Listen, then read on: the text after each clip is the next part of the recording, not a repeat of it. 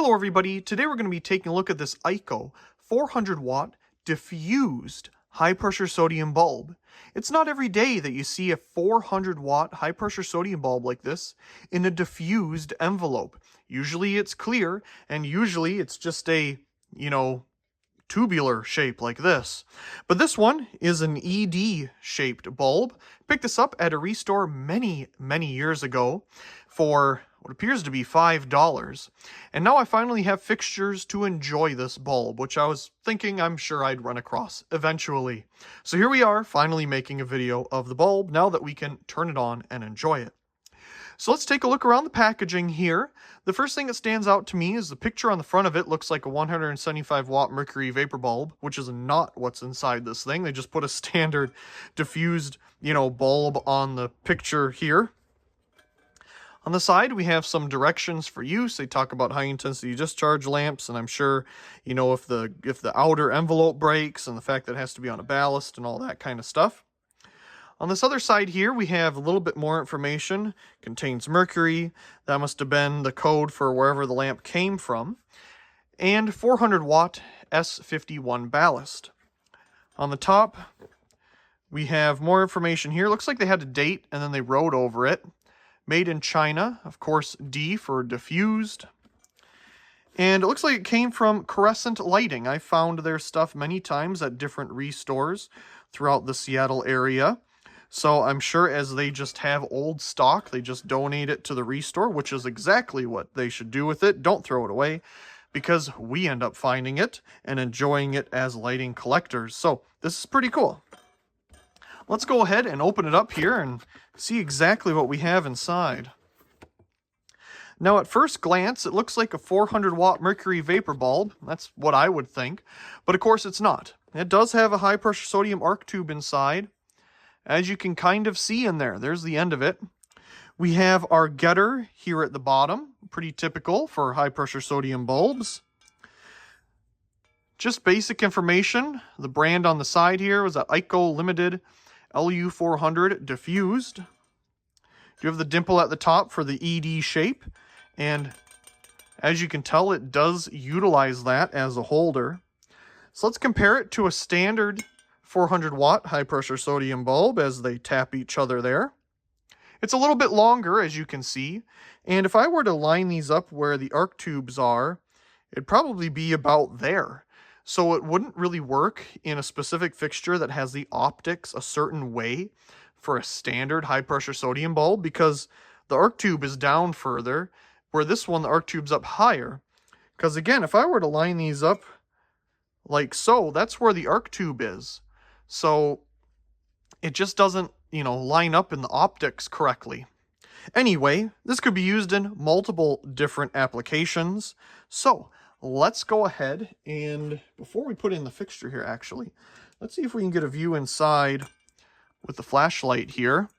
So there you can see our arc tube. And then we can see our, wire holder here. I got to get a better flashlight. But yeah, there's our insides. Now, let's put it into a fixture and see it turning on for the first time. Okay, we got the bulb in a fixture. We're currently at 118.4 volts. Let's turn it on here in 3, 2, 1. That's just so unique to see in a diffused bulb like that. Let's get a reading here right off the start.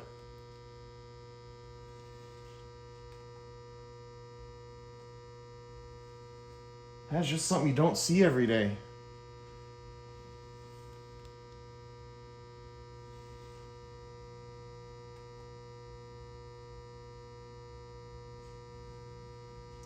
Very nice deep orange. Oh, that's cool.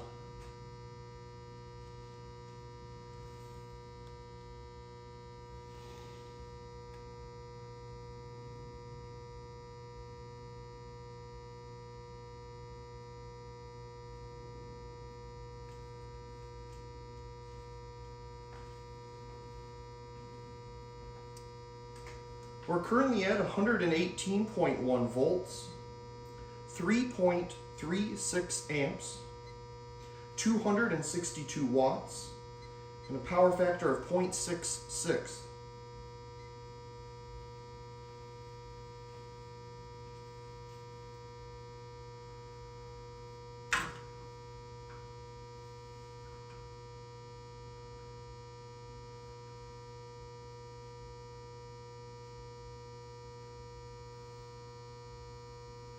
I wonder, this has to be one of the highest wattage, high pressure sodium bulbs to be in a diffused enclosure, outer housing bulb like this. I've seen plenty of lower wattages, but not one this high.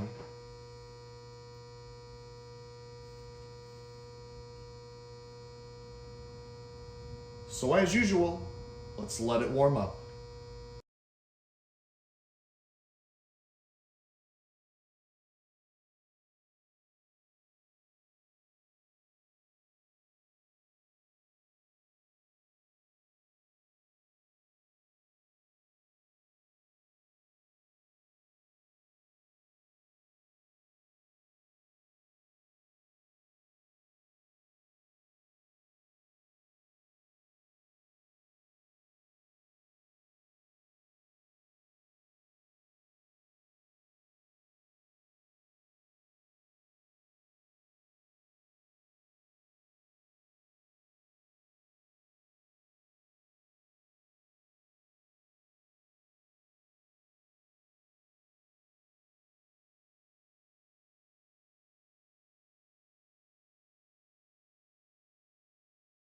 Okay, so we seem to have leveled off here on both the lux meter and the watt meter. So let's go ahead and see how well it's lighting everything up and what these meters have to say.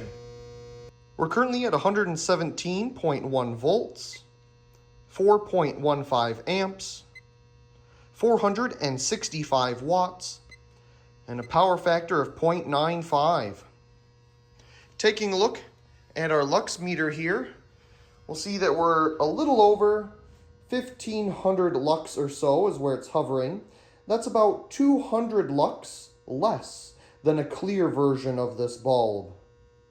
The fixture this bulb is being demonstrated in today is an American Electric Series 125. Of course, being 400 watt high pressure sodium, it is bright. It lights everything up very nicely in its golden yellow color here. Of course, we'll take a look at the arc tube, because why not? It's different seeing a diffused bulb like this in a street light. That is very uncommon. The optics in this light aren't necessarily designed for a bulb of this particular shape. The socket is out a little too far for something like this because, as I believe we've compared in the first clips of this video, the arc tube is up a little higher than a standard version where it's back a little bit, so the optics are ever so slightly different. And let's take a look at our spectrometer readings. The spectrum of the bulb right after turn on, the spectrum of the bulb during warm up, the spectrum of the bulb during warm up, and the spectrum of the bulb at full brightness. The CRI of the bulb right after turn on, the CRI of the bulb during warm up, the CRI of the bulb during warm up, and the CRI of the bulb at full brightness. The white balance of the bulb right after turn on, the white balance of the bulb during warm up, the white balance of the bulb during warm up, and the white balance of the bulb at full brightness. And we gotta have some cool down action, so here we go.